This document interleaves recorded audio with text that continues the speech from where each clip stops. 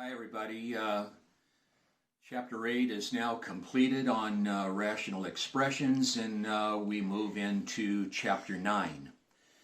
Chapter 9 is dealing with a topic called radicals and roots. When we're dealing with radicals, we're going to be dealing with this particular symbol throughout the entire chapter. It's a radical sign, it's a radical symbol, and the key objective in dealing with Chapter 9 is to work with radical expressions. So most of what we're going to be dealing with in the chapter is going to involve this symbol. Now, we're going to start with 9-1, and 9-1 is going to introduce some key vocabulary that is pertaining to radicals. Some of this vocabulary you're going to obviously be aware of already, and others maybe not. So in 9.1, 9.1 is dealing with finding roots. And the first set of definitions that we're going to talk about are going to be dealing with primarily square root. Item number 1 that I want to get across is there is a definitive relationship between squaring a number and finding the square root of that result. Squaring a number like 5 to the second power is the inverse relationship of finding the square root of that result. When we take 5 and square it, we get 25. If we take 25 and find the square root of it, we come back to the original number that we started off with that we had squared.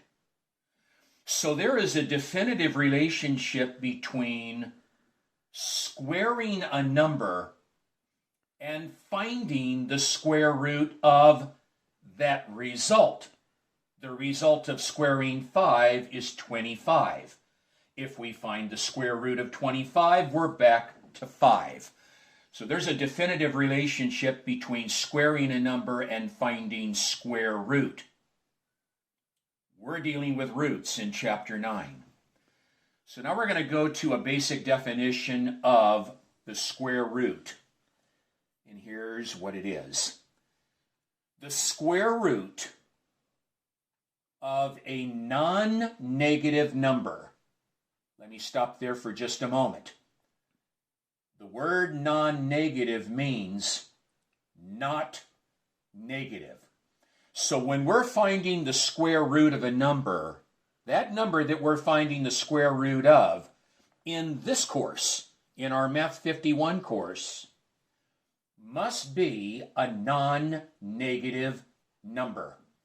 So the square root of a non-negative number is a number which when squared or which when multiplied by itself produces that non-negative number that we started off with.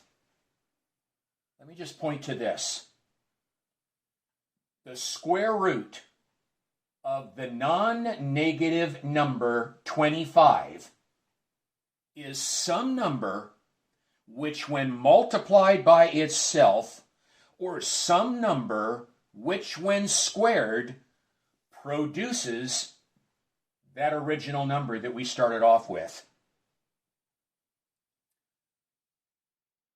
The principal square root of 25 is 5, because if we take 5 and square it, or if we take 5 and multiply it by itself, we produce the number that we started off with. Now, I know that you folks are versed enough in the fact of square root. We want to go to something very specific as we sort of take a look at some examples of numbers that we're going to find square roots of. I want you to notice this direction up here for these 4 problems that we're going to start off doing. It says find all the square roots of each given number. Now I want you to notice something specific about these 4 problems up here. They are just values that I put up on the board. I did not use a radical sign. I did not use any square root symbol. I just gave you a particular number. We're going to start off with this positive number, this non-negative number of 36.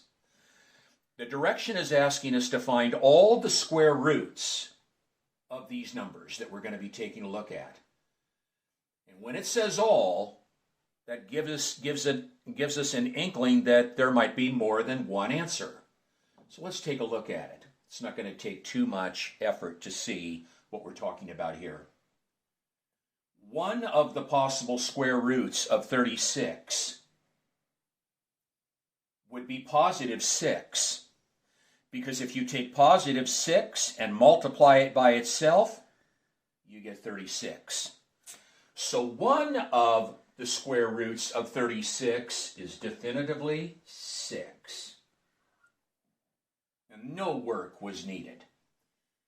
But if you look further into 36, there happens to be another square root of 36, and that would be a negative 6. Because if we take a negative 6 and multiply it by itself, negative 6 times negative 6 also gives us 36.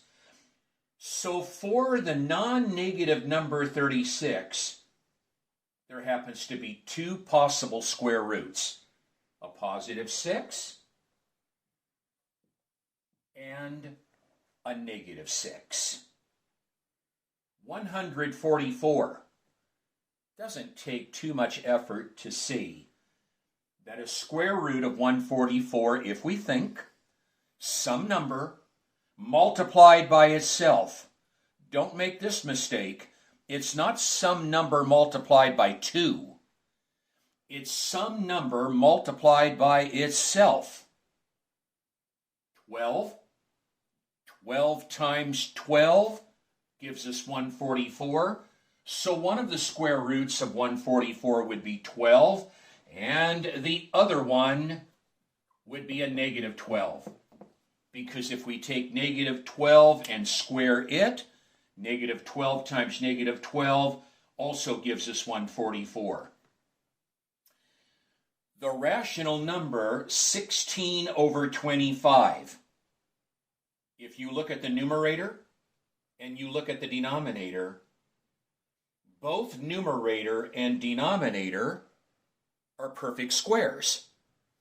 Just like 36 was a square, and just like 144 was a square. So when we identify all of the square roots of the rational number 16/25, you look at the numerator and you identify the square root of it. You look at the denominator and you identify the square root of it. And when we put it together and identify the overall square root of that fraction, it can either be a positive as well as a negative root. And we'll do the positive one first.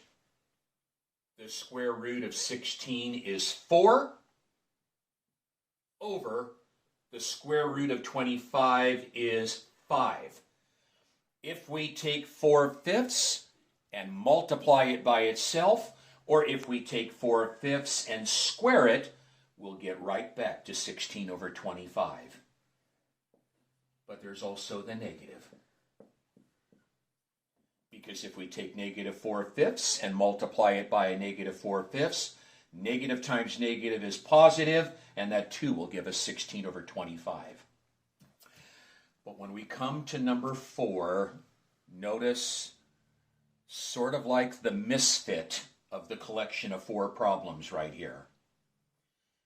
we cannot find the square root of number 4 within the system of real numbers that we're dealing with, because number 4 is not a non-negative number. It is a negative number. And if we are looking at a negative number within the system of real numbers, there is no square root for a negative number.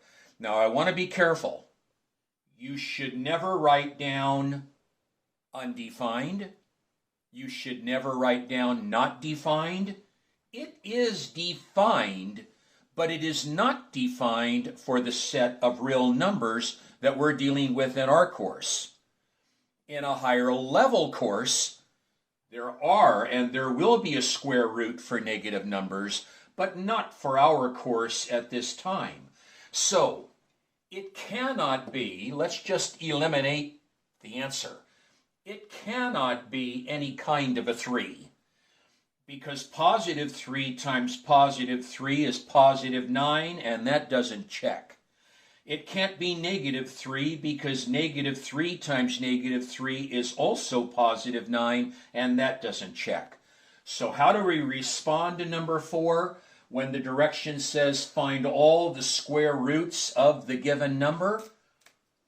You simply write down, there are no real number roots. There is a square root to that, but there are no real number roots to that given number. So I think the key thing before I leave this little section right here, so that when you're working on the exercises, you'll know exactly what I'm talking about. If you're just given a plain, ordinary, non-negative number, it doesn't have to be a perfect square such as these. If you are given any non-negative number and you are asked to identify all of the square roots of the given numbers, there will always be 2 roots. One of them will be positive, and the other one will be its opposite, a negative. But now that is going to change. And that's going to change as we move to the next area of 9.1. And this next area is dealing specifically with some key vocabulary that pertains to radicals. Key vocabulary that is pertaining to radicals. So let's begin with this, the same item that we showed you at the very beginning of this lesson today. This is not only a radical sign, but this radical sign has a very narrow meaning. This radical sign stands for the positive square root of. That means if we place a non-negative number below this radical symbol, such as m, if we put a non-negative number underneath this radical sign, this radical expression would simply mean only the positive square root of whatever that non-negative number would be. So, for example, if we're identifying the positive square root of 64, or if we are evaluating the radical of 64, there is only one solution to this problem. The solution is the number which, when multiplied by itself, will produce 64, and that number has to be positive, because when this number is placed underneath this radical sign, it means simply the positive square root of 64. Not both positive and negative, but merely the positive. So the only answer would be positive 8. Even though negative 8 times negative 8 would give 64, when 64 is placed below this radical symbol, it has a very narrow meaning. It simply means the positive square root of. Now let's get back to the vocabulary. We've already identified that this is a radical sign or a radical symbol. The number that is placed underneath this radical symbol, I called it an X right now. The number that is placed underneath there is called the radicand. R-A-D-I-C-A-N-D. Kind of similar in pronunciation, so to speak, to the number that is placed underneath a long division symbol. The number below a long division symbol is oftentimes called the dividend. But the number that is placed underneath the radical sign is called the radicand. So, radical sign or radical symbol, radicand. Then you notice in this radical symbol, there's a little valley area. There's a little crevice in this symbol. And the reason why there is a crevice is because there ordinarily will be found a number in this little crevice area. I placed a little variable n there. That little n stands for an index. This little number that is oftentimes placed in this little valley area is called an index. And the function of the index is to let you and me know what kind of a root we are finding. Let me use this one up here to make a point. Notice up here in this radical symbol expression, notice there is no index number placed in there. Now you make sure that you pick up on this meaning. When there is no number whatsoever found in this valley area that represents the index, when it's empty, then it's implied to mean square root only. If we did put a number in here that referenced square root, that number would be a 2.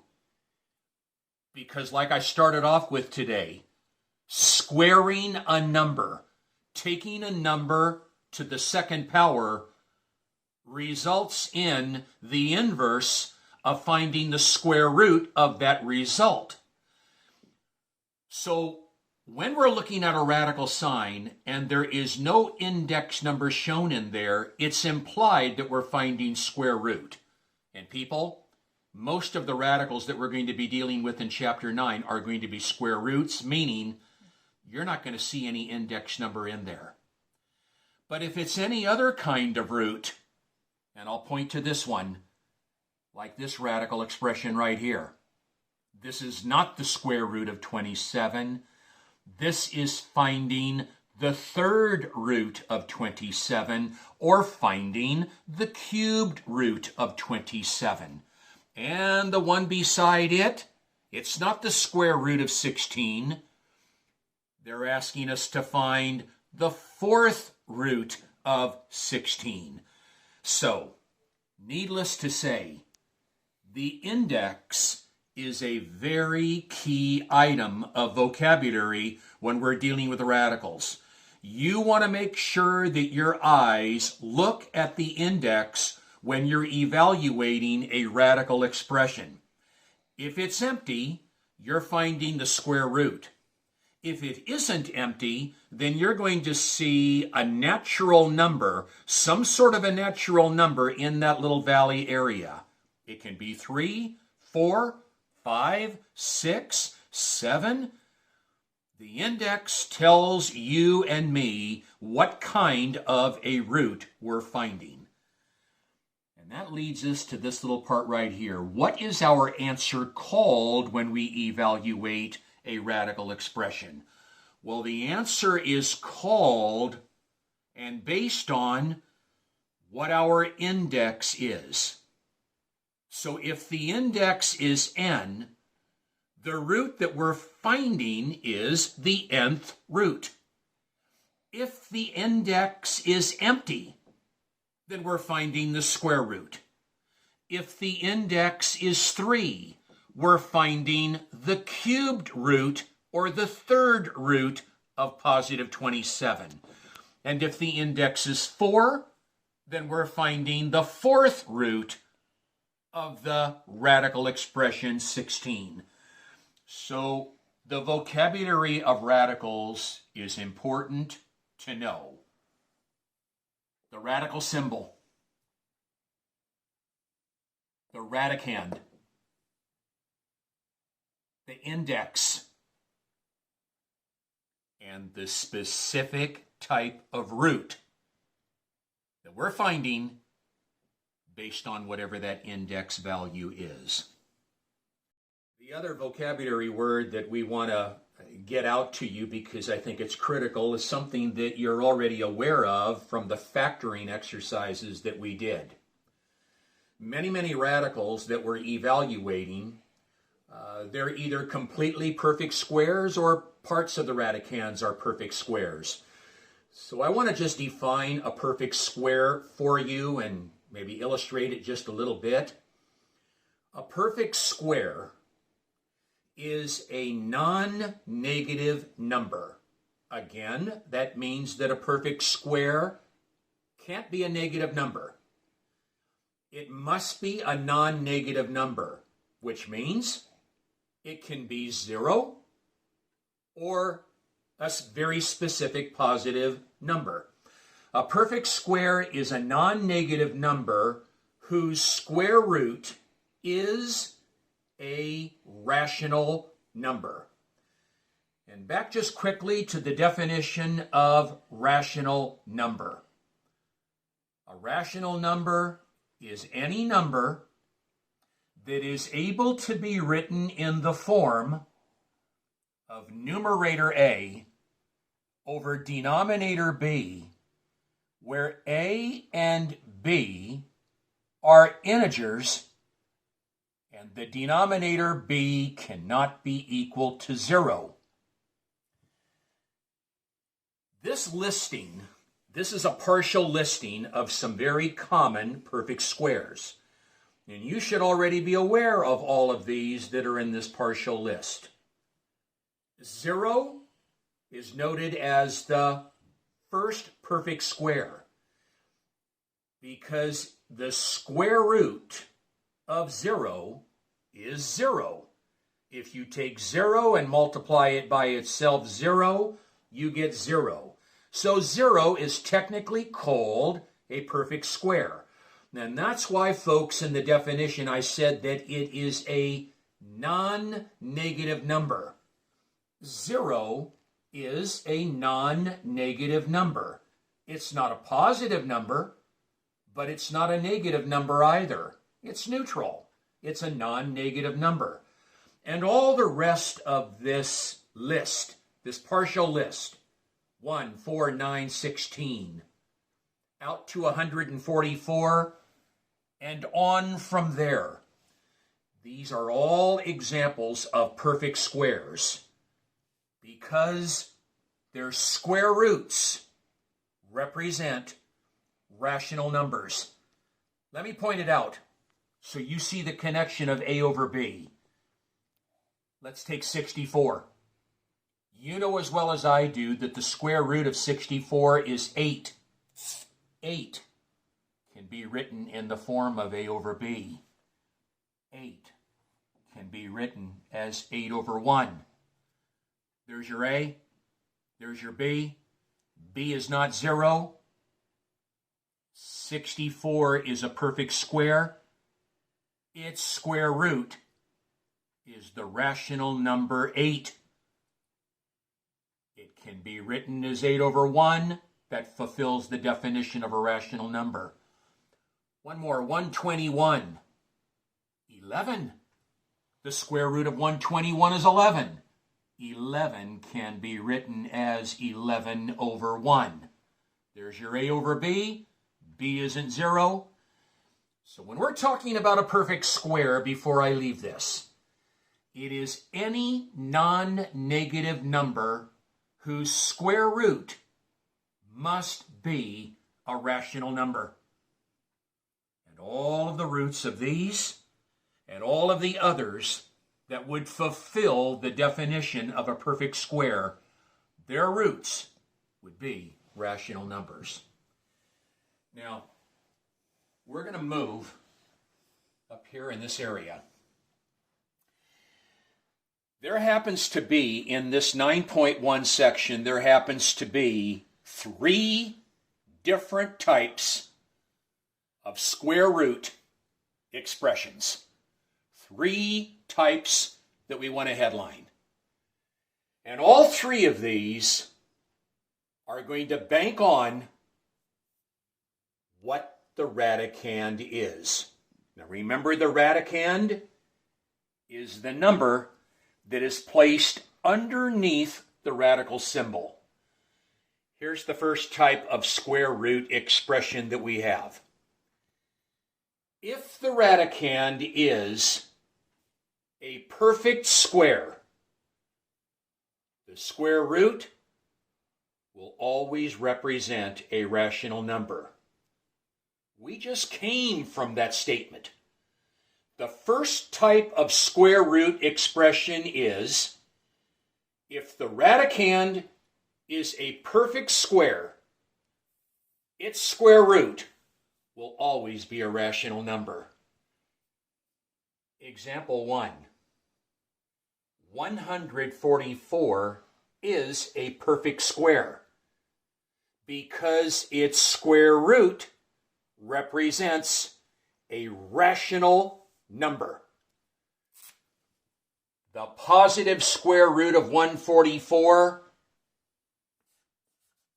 12, because 12 can be written as 12 over 1. The second, don't worry about that negative sign that's on the outside. It's not on the inside. If the radicand is a perfect square, 25 is a perfect square, the denominator of 4 is a perfect square, we take this negative sign and we bring it down. And we now find the positive square root of 25 over 4. It's a perfect square. That means its root must be rational, and it is. The numerator of the root is the square root of 25, which is 5, over the root of 4, which is 2. A negative 5 over 2 would be the simplified answer for that. So, square root type number 1, if the radicand is a perfect square, its square root will always be rational. Number 2, if the radicand is a negative number, if the radicand of the radical expression is a negative number, the square root is not a real number. We've already identified that, so to speak. If the radicand is a negative number, there is no real number square root. There is a square root to it, but not for the course that we're dealing with. For the set of real numbers, there is no real number root for that. So you would simply say, once again, if you're evaluating this, you'd simply say, there is no real number root. Again, don't write down no solution. Don't write down undefined. There is a solution. It is defined, but it is not defined for the set of real numbers. There is no real number root. And then the third situation. If the radicand is a positive number, but not a perfect square. If the radicand is a positive number, but not a perfect square, you see 17? 17 is just a little bit larger than 16, which is a perfect square, which would give us a root of 4.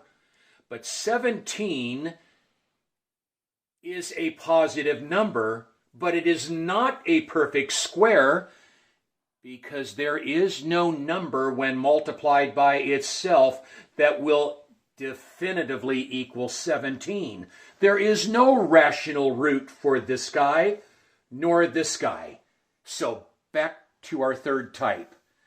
If the radicand of the radical expression is positive but not a perfect square, the square root will always be an irrational number. Now let's speak to irrational number again. We started off our course with defining this. One thing that we can say about an irrational number is a number that is not able to be written in the form of numerator A over denominator B, because this are the key characteristics of irrational.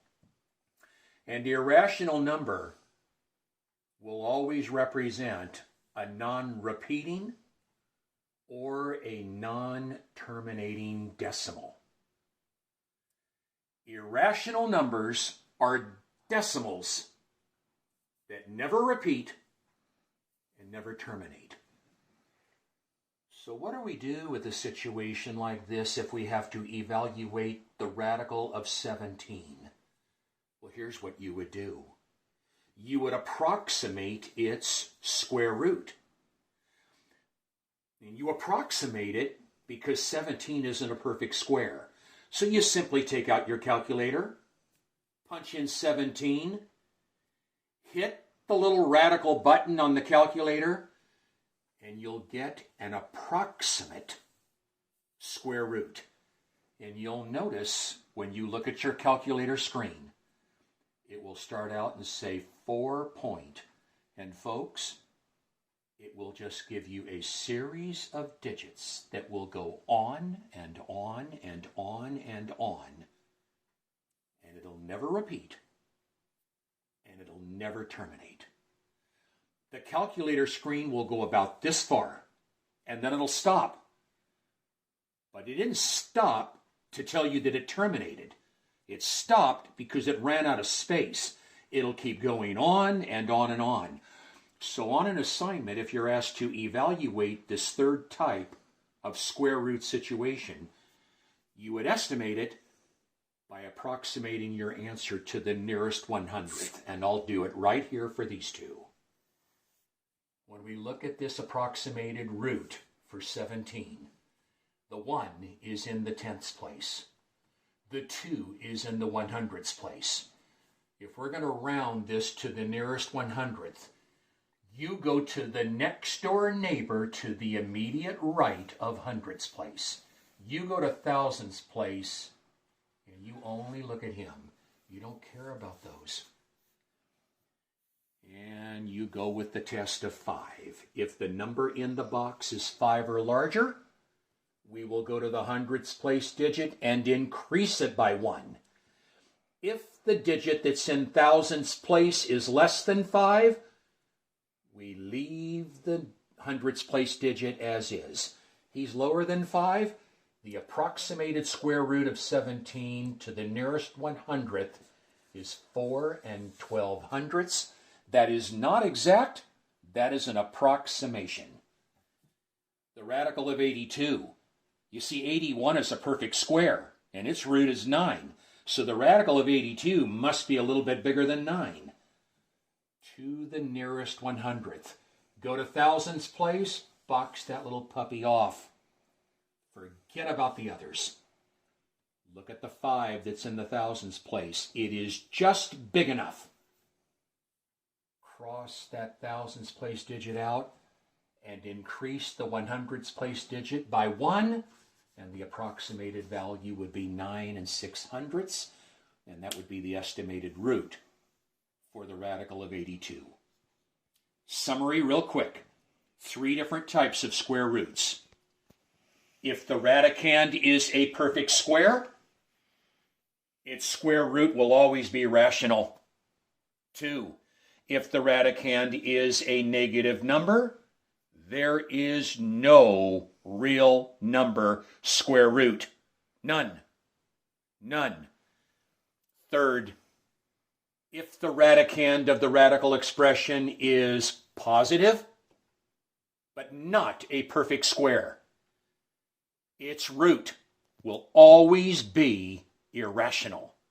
It'll always give you an irrational number, and that irrational number that you have to come up with will be approximated ordinarily to the nearest 100th. It might ask you to round it to the nearest 10th real quick. If it asked you on this one to round it to the nearest 10th, the 1 is in the tenths, you'd go to the immediate next door neighbor to the right, and you'd look at him, and he's not big enough, your answer would be 4.1. This one, if it was to the nearest 10th, you'd go to 100th place. You'd look at the 5. The 5 is large enough, you'd increase the 0 to a 1, your answer to the nearest 10th would be 9.1. We're going to stop it right here at this point, and then we'll move on. Okay, we just covered the 3 different types of square root problem situations that we could have. But in terms of square root, there also is defined to be a square root function. Just like we studied functions back in Chapter 4, along with Chapter 5, we're looking at a particular kind of function in Chapter 9 that's called a square root function. And here's a square root function defined. F of x is equal to the radical of x. Now let's say it in another way, maybe in a more pure way of how we really translate this. The value of function f when the domain is x is equal to the range of the radical of x. Remembering the parts of a function in this function notation, the x inside the little parenthesis is the domain value. The letter f stands for the name of the function, and the entire f of x expression is your range. And your range, if you recall, can also be written as y. So this square root function, f of x equaling the radical of x, is also equivalent to, very simply, y is equal to the radical of x. They both mean the same thing. Now I want to mention one other thing about this square root function before we kind of go over its graph and point out what the graph somewhat looks like, and before we get into the idea of evaluating some of these basic square root functions. Going back to the beginning of our discussion in 9.1, remember that this radical symbol stands for the non-negative square root of x, or oftentimes called the positive square root of x. The only way that this can generate for us a positive square root is if the value of the domain is a non-negative non-negative number. The value of the domain x, this radicand right here, it can't be negative. If it were negative, it would not be defined in the set of real numbers. So the value of x must be a non-negative number. That means the value of x, its smallest value that it can be, is 0. Because anything less than 0 is going to make it negative. And this stands for the non-negative or positive square root of that radicand. Now recall the x is the domain. If we want to identify the domain of this square root function, the value of the domain must, as its lowest value, be 0. X can't be negative. The smallest value that x can be is 0. So when we identify the domain of a square root function,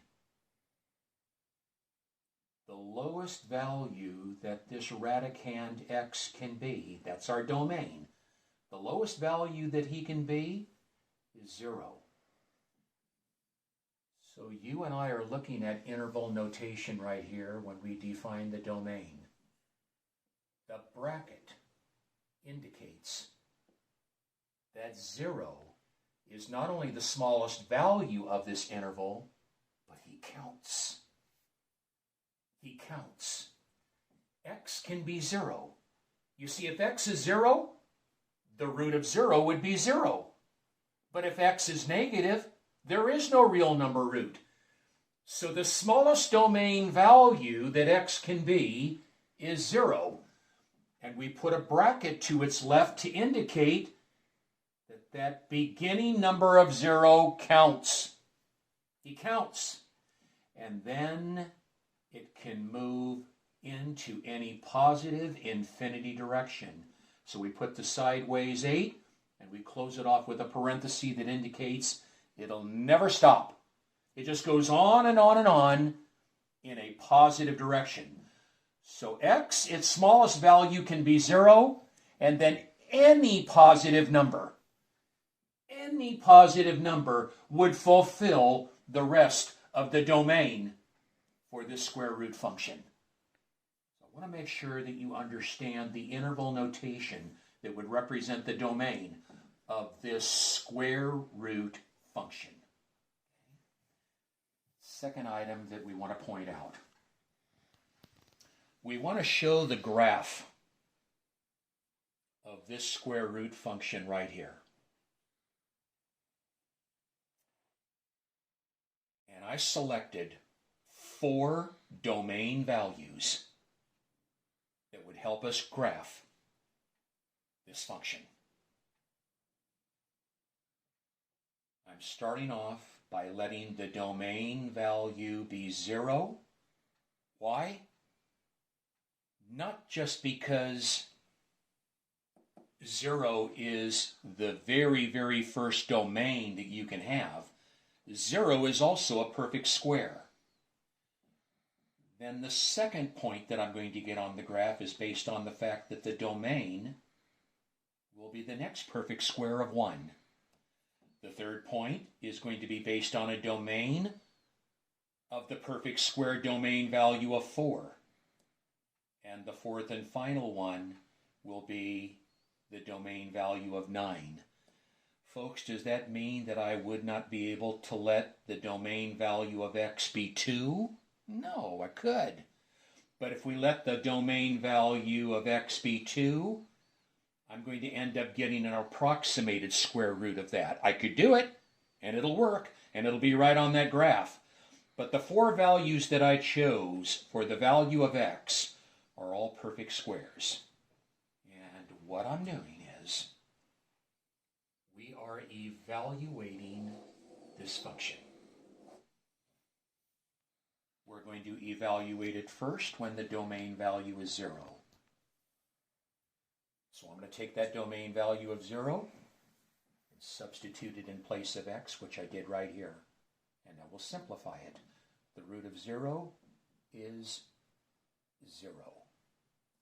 So in other words, when the domain is 0, when the x value is 0,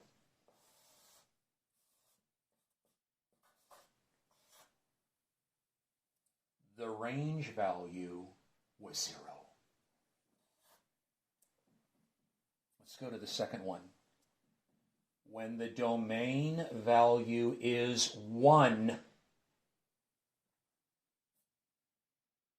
we take that domain value of 1, we'll substitute it in place of x there, which I did right here. The positive square root of 1, 1. So when the domain value is 1, the range value is the answer to that square root, which happens to also be 1. If the domain value is the perfect square 4, remember the domain is your x. If the x value or the domain is 4, take that domain value, substitute it into the radical, evaluate the radical of 4, 2. The range value would be 2 when the domain is 4. And for a fourth one, if the domain value is 9, substitute the 9 in the radical, its root is 3. Here are 4 just arbitrary ordered pairs that we're going to plot on this coordinate plane. Here we go.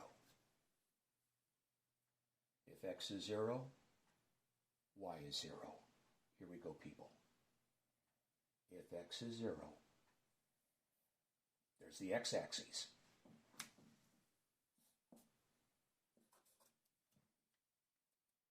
If x is 0, y is 0, right there. There's point number 1. That's going to start our graph. Point number 2, if x is 1, move over to x is 1, y is 1, go up 1. Bullseye, there's the second. If the domain is 4, the range value 2, go up 2.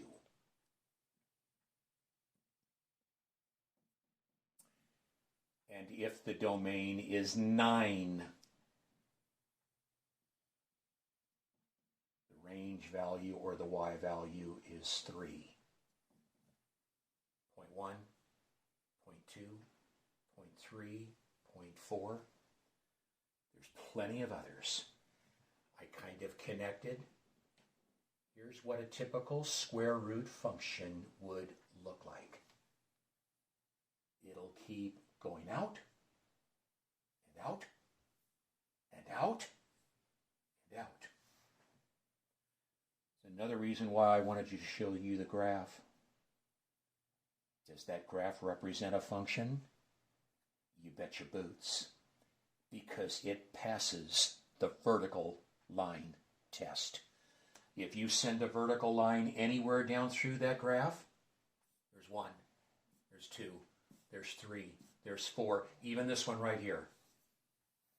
A vertical line will only intersect the graph at exactly 1 point. It passes the vertical line test. That happens to be the graph of this square root function that I introduced. So I know it's a bit new, but you can pause it and you can rewatch it. I wanted to share it. The remaining thing that we can do with a square root function is to evaluate some of them. Let me show you what one looks like, and then we'll do 2 additional ones. This is no different than the other functions that we've evaluated in the course. It just happens to be tied to a square root now. So here's our language. If the value of f when the domain is x is equal to this range expression of the radical of 12x minus 20, find the value of function f when the domain is 3.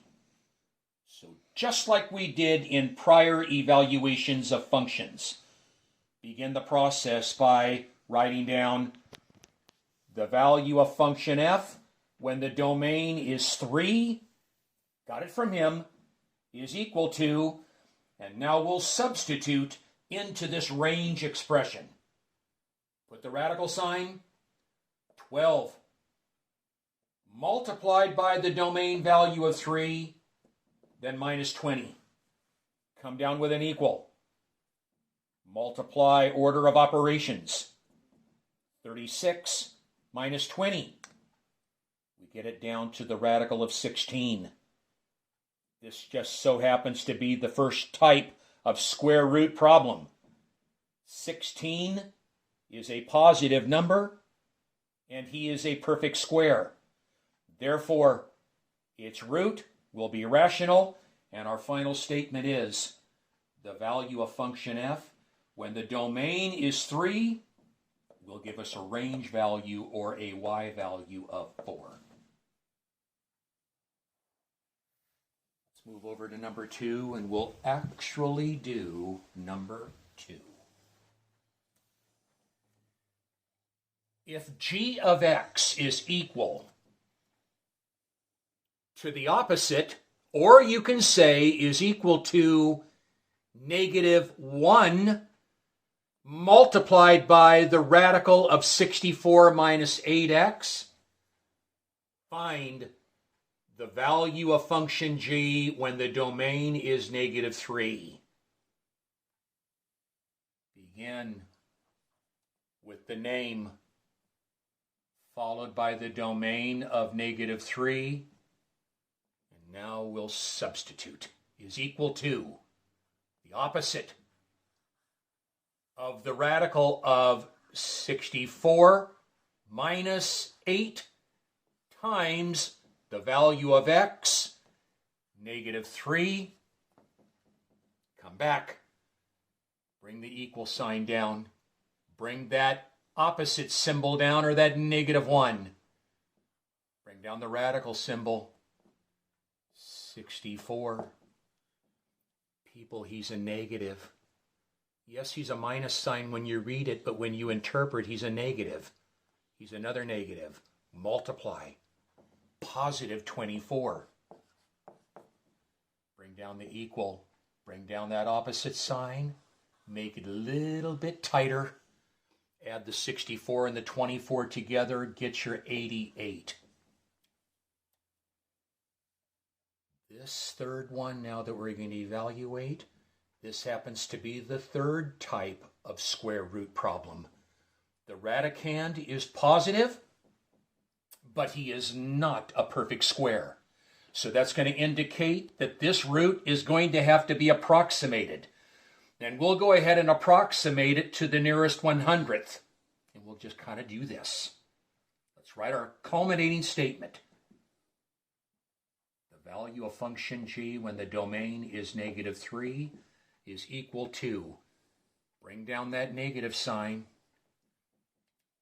and you simply take that calculator, and you clear it, and you punch in 88. No, I'm not holding on to a scientific calculator like you probably are, but your symbol is going to be on there just like mine is. You tap in 88, you tap in 88, and I just happen to have a radical sign in that upper right-hand corner right there, and you tap that little radical button, and we'll round it to the nearest 100th. It's 9.380. The 0 in thousands place is too tiny, so it'll stay 9.38, and it's negative. And there is the approximated range value. Now Now, I thought I would just add maybe just a little bit of oregano and go to this problem number 3, and even though the index is going to change, I just wanted to share it. Let's evaluate this. If the value of function f when the domain is x is equal to the cubed root, or the third root of x minus 2, find f when the domain is 127. The value of f when the domain is 127 is equal to the cubed root, in place of x, domain, 127 minus 2. Bring it down. The cubed root of 127 minus 2, 125. Now, we have not talked about cubes as much, but you should know from factoring that 125 is one of those perfect cubes. It's a perfect cube. I'm going to share something with you. Let's say that we forgot what the cubed root of 125 was. If you know it to be 5, you're on with your answer. But let's say you weren't quite aware, you forgot it, you weren't quite aware that it was 5. Watch how we can get that. If we take 125 and prime factor it,